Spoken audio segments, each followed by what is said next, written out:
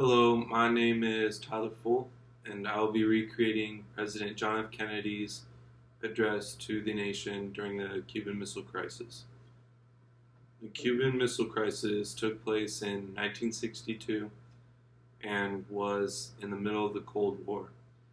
During this time, there was a lot of fears that there was going to be another world war and that the war would involve nuclear weapons. The Cuban Missile Crisis happened after the Soviet Union built sites in Cuba that were capable of launching nuclear missiles towards the United States. And this was President John F. Kennedy's address to the nation. Good evening, my fellow citizens. This government, as promised, has maintained closest surveillance of the Soviet military buildup on the island of Cuba. Within the past week, unmistakable evidence has established the fact that a series of offensive missile sites is now in preparation on that imprisoned island.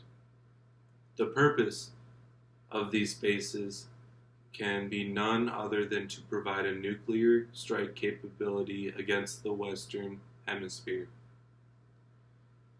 Upon receiving the first preliminary hard information of this nature last Tuesday morning at 9 a.m., I directed that our surveillance be stepped up, and having now confirmed and completed our evaluation of the evidence and our decision on a course of action, this government feels obligated to report this new crisis to you in fullest detail. The characteristics of these new missile sites indicate two distinct types of installations. Several of them include medium-range ballistic missiles capable of carrying a nuclear warhead for a distance of more than 1,000 miles. Each of these missiles, in short, is capable of striking Washington, D.C., the Panama Canal, Cape Canaveral, Mexico City, or any other city in the southeastern part of the United States, in Central America, or in the Caribbean area. Additional sites, not yet completed, appear to be designed for intermediate range ballistic missiles, capable of traveling more than twice as far and thus capable of striking most of the major cities in the Western Hemisphere, ranging as far north as Hudson Bay, Canada, and as far south as Lima, Peru. In addition, jet bombers capable of carrying nuclear weapons are now being uncrated and assembled in Cuba, while the necessary air bases are being prepared. This urgent transformation of Cuba into an important strategic base by the presence of these large, long-range, and clearly offensive weapons of sudden mass destruction constitutes an explicit threat to peace and security for all Americas. In flagrant and deliberate defiance of the Rio Pact of 1947, the traditions of this nation and hemisphere, the joint resolution of the 87th Congress, the Charter of the United Nations, and my own public warnings to the Soviets on September 4 and 13.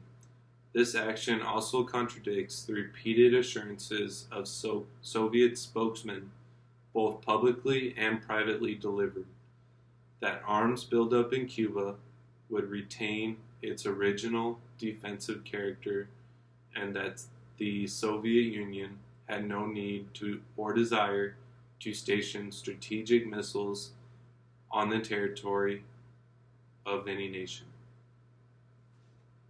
The size of this undertaking makes clear that it has been planned for some months. Yet only last month, after I made clear the distinction between any introduction of ground to ground missiles and the existence of defensive anti aircraft missiles, the Soviet government publicly stated on September 11 that, and I quote, the armaments and military equipment sent to Cuba are designed exclusively for defensive purposes. That there is, and I quote, the Soviet government, there is no need for the Soviet government to shift its weapons for a retaliatory blow to any other country, for instance Cuba.